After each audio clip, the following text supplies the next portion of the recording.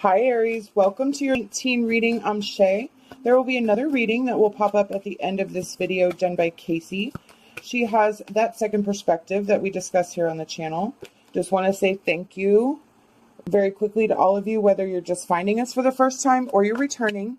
We are very thankful and grateful for you. Check the description box below. It has the information on how to book a private reading with one or both of us. So the central energy of this reading for Aries friends is the Three of Pentacles. So this is a learning phase. This is a trying phase. This is getting out and actually doing the work. You've been in a planning phase, and now you're sort of stepping out and venturing into to see what happens, kind of like, well, I guess we're just going to see where it goes. So we have the Seven of Wands, and this is when these are challenges. This is obstacles that we have to overcome through this venture. So I kind of feel like it's going to be a little bit of a bumpy road, but not in the way where it's going to like stop you, because it's just inevitable bumps along the way, learning experiences, growing mistake curve. I can't think of the word. I hope you know what I mean. Learning curve. Thank you. Thank you, Spirit. So a learning curve. You're ready to go, but there's just things that you're going to discover that will challenge you, but it's not something that you are going to not be able to do. In fact, you're going to be able to do it quite well. So the High Priestess is our intuition. This is when we're guided by faith. This is being independent, being strong, being very confident. So we're going into this with eyes wide open, but again, there's no way we can learn everything or know everything.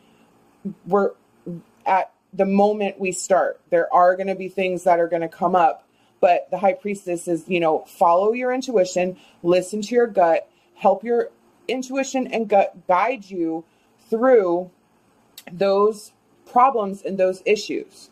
That is how you will overcome.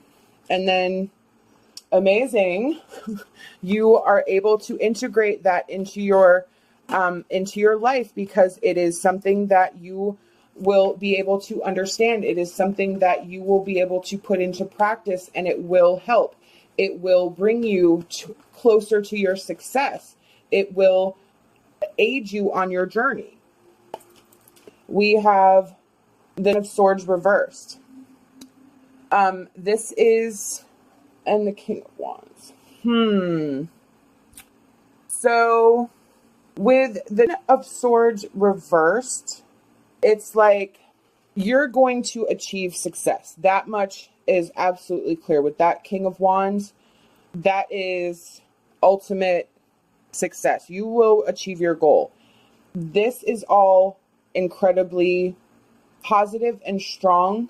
You have two major arcana cards. That energy is here to stay. This Seven of Wands, it is a minor card. So that energy is only temporary. This is just a temporary phase until you get to where you can follow your intuition and you have that completeness. The Three of Pentacles, that is also just temporary, because you are just beginning. You're just at the start. So the Three of Pentacles is going to progress. Your confidence level is going to progress. You are going to only be tentative and hesitant, taking steps, absolutely, but not always confident. But the more you do it, the more it happens. You become more confident. You step into that High Priestess energy and the World energy. So those two cards it's just a temporary situation until you hit your pinnacle. The Ten of Swords reversed is sort of after you've done all the hard work, you're going to need a minute to like kind of step back and relax and put your feet up and like reflect over what you've accomplished. So I really feel like that Ten of Swords reversed is maybe where you won't want to stop and take a rest, because you are going to hit success. But I think this is just a warning about making sure you don't always overdo it, and really focus on making sure that you take a break and don't put yourself into overdrive. I think you can feel confident in that energy. Okay, so I'm going to start pulling our oracle cards. This is pretty great. Okay. Yep, look at, we have the Deer, which is gentleness and diplomacy. So we need to be gentle with ourselves, exactly like what we said with the Ten of Swords. We also need to be diplomatic. We need to pick and choose our battles. We need to pick and choose how, kind of with that Seven of Wands, with the challenges, you have to determine what you have to fight for. You can't fight for everything. You can't win everything. So you have to diplomatically and, think, what is it that I'm absolutely willing to fight for? And what is it that I can sort of back off on and let somebody else handle? It's about kind of finding that even keel where, you're in charge, but you also realize that you can't do everything by yourself. So, and it could be like a little bit of an ego thing too, especially with that Seven of Wands. After everything that you've done, everything that you struggle for, and you're the one that put yourself out there, maybe you could just be feeling like a little weird about relinquishing some of the control of what you've grown and tended to.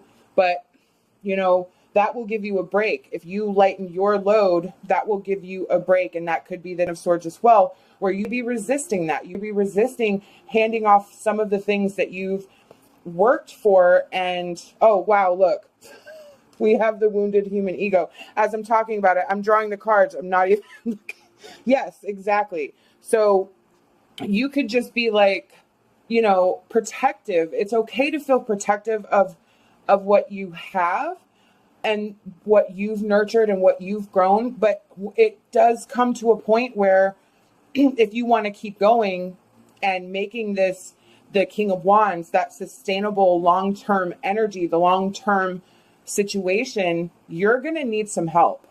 And then we have Love, which I think in this reading is about partnership and letting someone in to help you. That's awesome. Okay. Yep, look at that. We have Teacher and we have Yes. So you're going to have to teach somebody the way you do things. I think there is somebody out there who is just wanting to be a sponge and not necessarily have motives of their own. They want to get ahead, but not at the expense of somebody else. They just be interested in whatever it is that you're doing and how you do it. And that's the person that you want to bring on, is somebody who has either shares your vision or can learn to share your vision, that just wants to be part of it, but doesn't necessarily have any, again, ulterior motive about taking over or changing, And then you have Yes. So for me, that means, yeah, you need to understand here where you have a good thing going. This is all extremely positive, but you have to, in order to keep going, yes, you have to make some changes that maybe you've been thinking about making or are afraid of having to make. So we have divine guidance and we have freedom. Wow. So divine guidance is the High Priestess. That is your intuition. And freedom is that of Swords reversed. If you can allow yourself the space to, I kind of think for some of you, this is a long way off. It could be something, the Three of Pentacles could be this change that you're making. Maybe you have hit that King of Wands energy where you're super successful and are now overwhelmed. And this is the answer to those prayers. But you're having trouble with the Ten of Swords. You're having trouble grasping that somebody else is going to put their hands on what you've nurtured. But you don't have any other way to go. This is the way it's going to have to go. So with the divine guidance and the freedom, that is listening to your intuition and getting to that point where you have a little bit more freedom and a little bit more time to, there could be another project that you've wanted to do but haven't had time. This could free you up for that, and that's your freedom, because maybe you feel really passionate about something else, but until now you haven't been able to do it. So this freedom is giving you more time to pursue something else while entrusting somebody that you trust with what you've already done, allowing them to sort of not take over, but just keep things going. We have Earth Mother. Allow your heart to propel you to greater things than you have ever known. And Apple Blossom Fairy. Believe in your strength and follow the pathway that benefits you. So with Earth Mother, allow your heart to propel you to greater things than you have ever known. This is about openness. This is about being open to allowing others in. Again, I feel like there's somebody entering this situation, or somebody needs to enter this situation, and you're fighting that. You have to allow somebody else in, no matter how you're applying this. This is a general reading, so you will have to apply it to your certain circumstances, but you can allow somebody in, and not everyone's going to, crush you. There are going to be people that have pure intentions. You just have to be cautious. You just have to make sure you're doing your research as much as you can so that you're comfortable with the situation. We have Apple Blossom Fairy. Believe in your strengths and follow the pathway that benefits you. So this is believing in yourself. Again, that intuition. Follow the pathway that benefits you. This situation is proven by Spirit that it's going to be beneficial to you. It is going to give you some type of reward, some type of freedom, some sort of answered prayer, and it will benefit you, but you have to allow it to happen, and you have to believe in yourself. These are the messages I've been given by Spirit, and I truly hope that it resonated with you. We hope that you will like this video, subscribe to our channel, leave us a comment. We love hearing from you. Love and light, and hopes for a fantastic rest of your day.